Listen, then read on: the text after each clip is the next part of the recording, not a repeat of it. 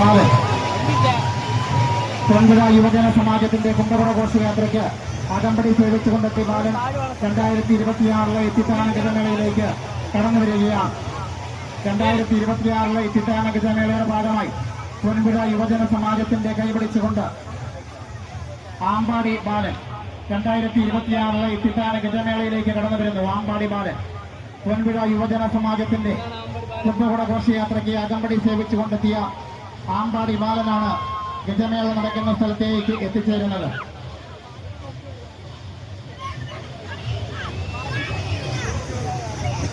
ആസ്വാദക വൃന്ദങ്ങളെ എന്നും ആവേശത്തിൽ ആറാടിക്കുന്ന കൊല്ലം പുത്തൻകുളം ആമ്പാടി ബാലൻ